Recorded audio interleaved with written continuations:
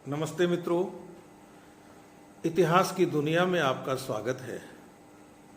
हम मध्यकालीन भारतीय इतिहास की चर्चा कर रहे हैं और बात चल रही है अलाउद्दीन खिलजी की।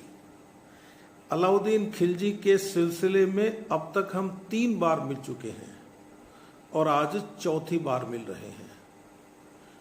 पिछली मुलाकातों में हमने देखा कि अलाउद्दीन खिलजी एक अत्यंत महत्वाकांक्षी व्यक्ति था।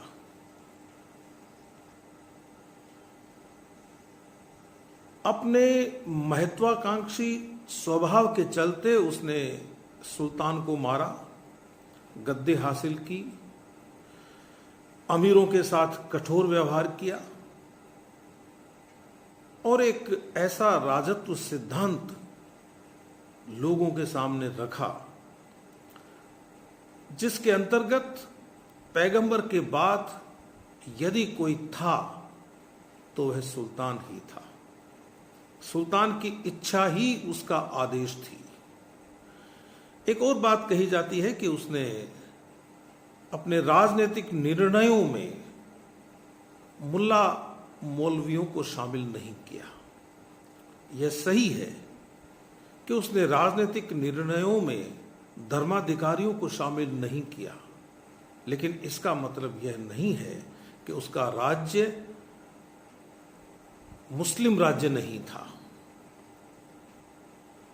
इसका मतलब यह भी नहीं है कि उसने भारत की जो बहुसंख्यक जनता थी उस समय, उस बहुसंख्यक जनता के साथ कोई उदारता बरती हो। अलाउद्दीन ने स्पष्ट कहा था काजी मुगीसुद्दीन को कि मैं अपने निर्णय अपने राज्य के हित को देखकर करता हूं। मैं वही करता हूं जो मुझे मेरे हित में लगता है। अलाउद्दीन ने जैसलमेर जीता, गुजरात जीता और गुजरात जीतने के बाद उसकी नजर उठी रणथंभौर की तरफ। रणथंभौर में हमीर था और हमीर को उसने पराजित कर दिया। इतनी बातें हम कर चुके थे। आप जानते हैं कि अलाउद्दीन की 2 महत्वाकांक्षाएं थीं। एक तो यह कि वह नया मजहब चलाए और दूसरी यह कि वह दूसरा सिकंदर बने, सिकंदर सानी बने। यद्यपि दिल्ली के कोतवाल अताउल मुल्क ने उसको समझा दिया था कि ये दोनों ही काम आपके वश के नहीं हैं। नया मजहब चलाना पैगंबरों का काम है और दुनिया को जीतना तब संभव होगा जब आप भारत को जीत लें। भारत को जीतने के क्रम में उसने गुजरात जीता, रणथंभौर जीता और अब उसकी नजर थी चित्तौड़ के किले पर। चित्तौड़ का किला किसी भी साम्राज्यवादी सुल्तान का स्वप्न हो सकता था उस समय, और वहां शासन कर रहा था राणा रतन सिंह। चित्तौड़ की भौगोलिक स्थिति सामरिक दृष्टि से बड़ी महत्वपूर्ण थी। जिस सुल्तान को दक्षिण भारत जीतना हो, उस सुल्तान के लिए राजपूताना जीतना बहुत जरूरी था। और राजपूताना की 3 बड़ी रियासतें उस जमाने में थीं, एक रणथंभौर, एक चित्तौड़ और एक जालोर। एक पक्ष यह भी है कि उसने राणा रतन सिंह की रानी पद्मिनी को प्राप्त करने के लिए चित्तौड़ पर आक्रमण किया। मित्रों, अलाउद्दीन खिलजी एक ऐसा व्यक्ति था जिसका अपनी भावनाओं पर पूरा नियंत्रण था। उसकी अपनी पत्नी और सास से बनती नहीं थी। यानी स्वभाव से वह महिलाओं के प्रति उदार नहीं था।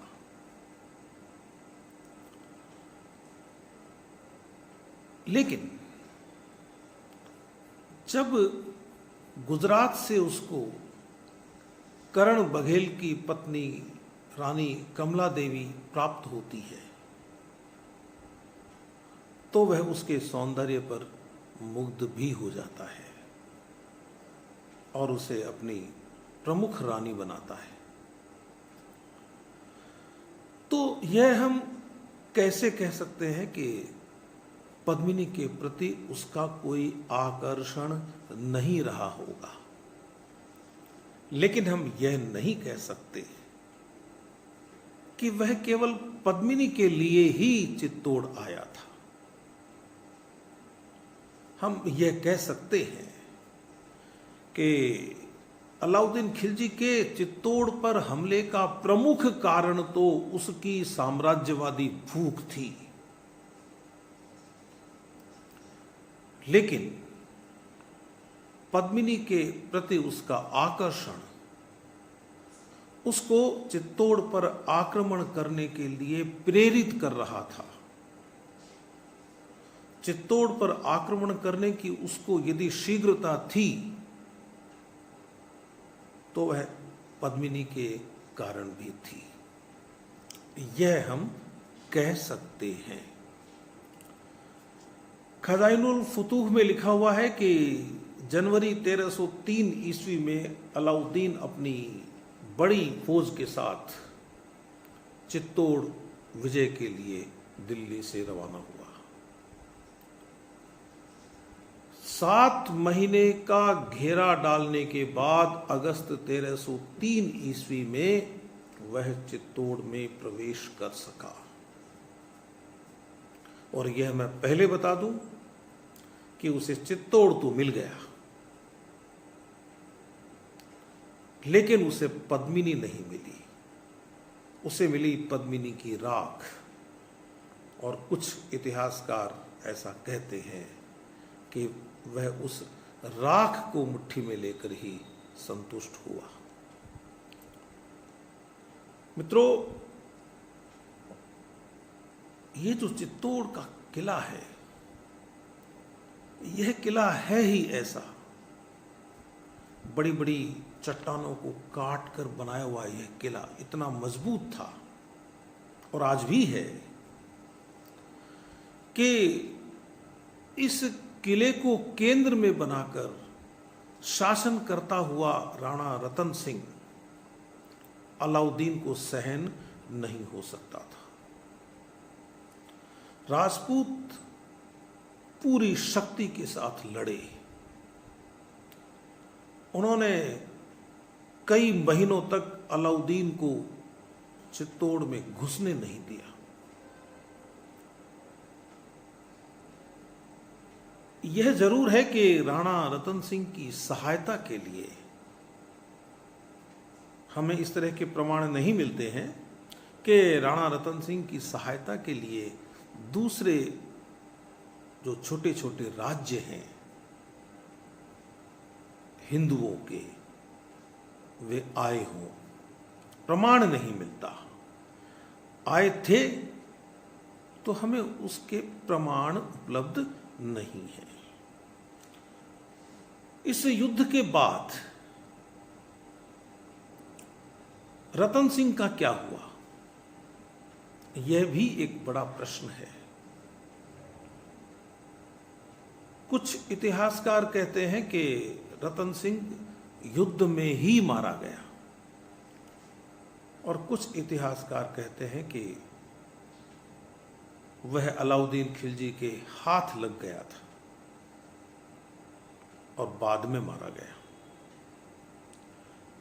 जो भी हो, चित्तौड़ अलाउद्दीन खिलजी के पास आ गया और उसने चित्तौड़ का नाम रखा अपने बड़े बेटे खिज्र खां के नाम पर, खिजराबाद। और चित्तौड़ उसने खिज्र खां को ही सौंप दिया था। उदयपुर संग्रहालय में एक शिलालेख सुरक्षित है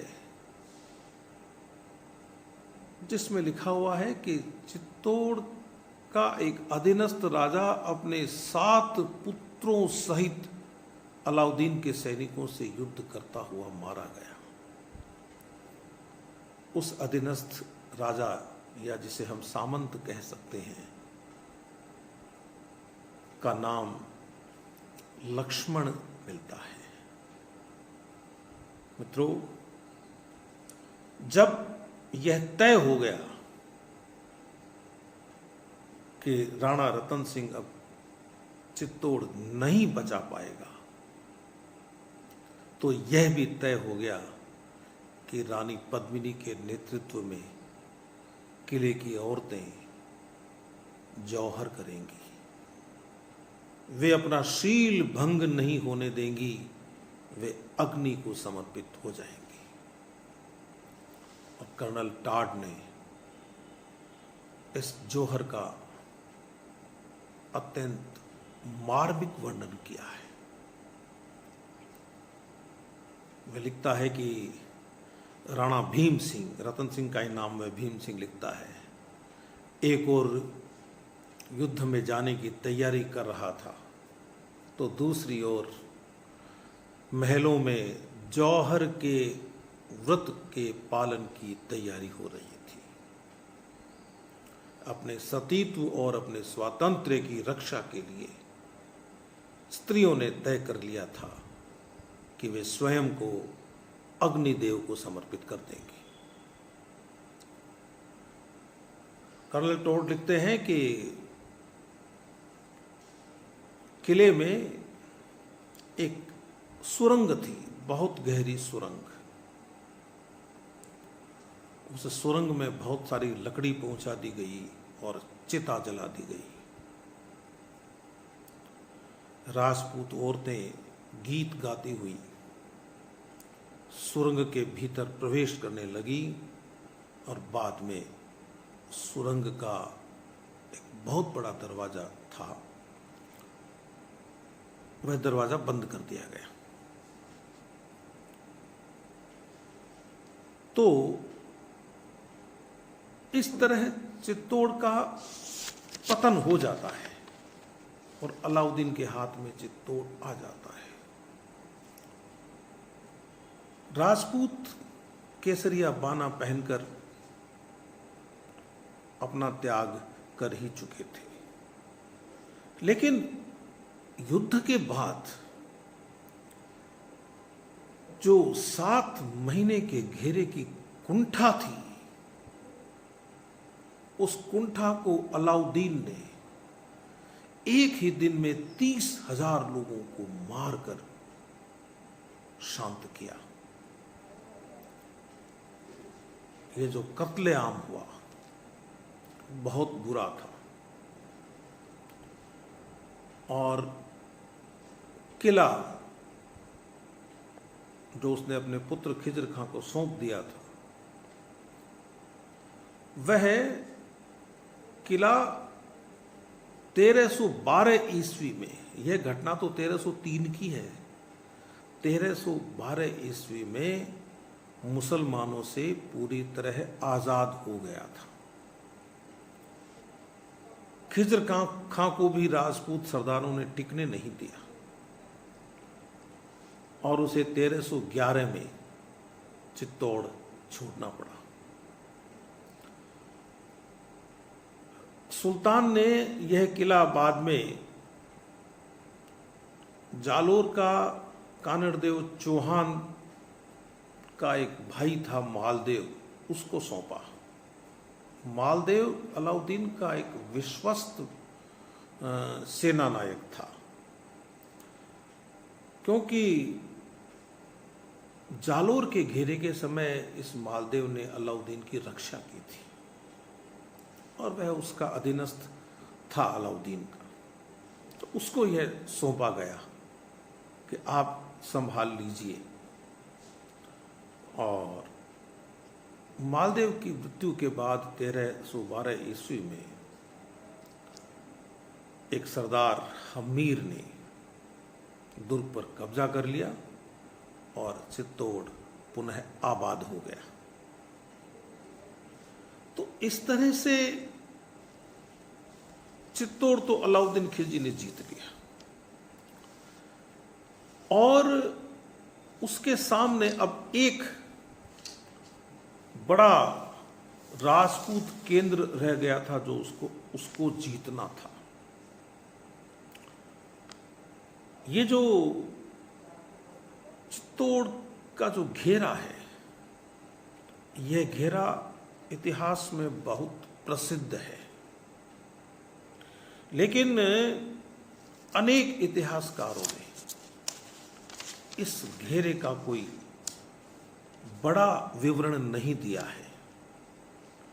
बर्नी ने इसे 3 पंक्तियों में समेट दिया है।